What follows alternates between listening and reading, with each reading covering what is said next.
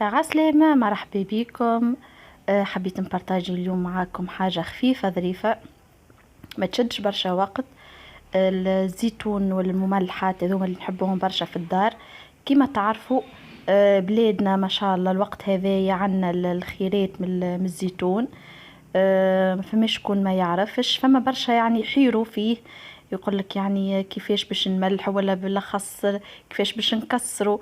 هو البنه بنينه ما نحير كيفاش باش نعمل. انا باش نعطيكم طريقه سهله سهله سهله تنجموا تستعملوها حتى كيما نقولوا احنا في الكويزين مودرن، هذوما اللي ما تلقاش فيها مثلا نقولوا احنا على شنو باش تكسر الزيتون ولا باش. هذوما حاجات مستحيل تلقى دار ما فيهاش الكوجينه. البلونش هذيك اللي نقصوا عليها اللحم اللوح هذيك موجوده في الكوجينات الكل. اي مهراس ولا يد نتاع هذيك ما عندي انا مهراس لوح.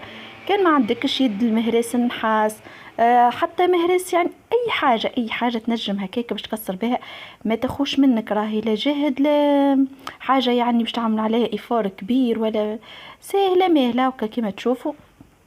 لاستيوس فك البابي هذيك يسويتو اللي انا حطيتها فوق البلانش هذيك باش ما تخليش كعبه الزيتون تهرب لنا تشدها. وزاده اللي يتنحى هذاك اللي يتنطر من كعبه الزيتون يبقى في البابي، ما يمشي لناش مثلا على حوايجنا ولا على الرخامه كي بقل وسخ نقولوا احنا. تو تشوفوا حتى للاخر يعني هذيك هي كعبه باش نبقى نستعملها. كان عندك انت كونتيتي كبيره وشفتها تهريت هكا وتقطعت في الوسط، نزيد كعبه اخرى ولا نحي وبدل حط كعبتين فوق بعضهم تنجم تتصرف. اما صدقوني راهو ما يشدش وقت جمله.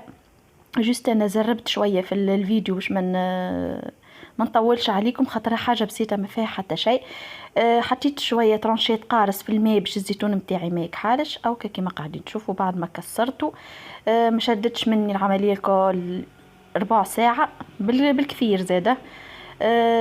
نحطوها هكاكا نخليوها نهيرين ما اكثر شاه نهيرين في الماء، نقولوا احنا تتنحى المراره نتاعو هذيك.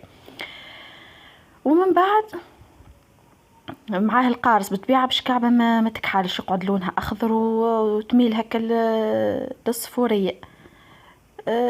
بعد النهارين هذوكم اللي يقعد فيهم نجبدوه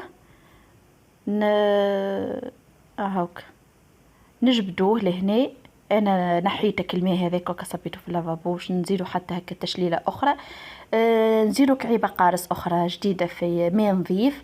نحطو كقراين الفلفل هذاك جوست باش يبنن. شوفوا ما شاء الله الزيتون يعني يخزرك الزيت هذاك منه راهو. ما شاء الله ان شاء الله ربي يبارك في خيرات بلادنا كما يقولوا.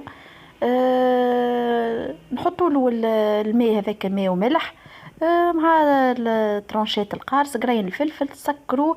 صدقوني في ساعة يطيب وحاجة بنينة واحنا نحبوها البريود هذه.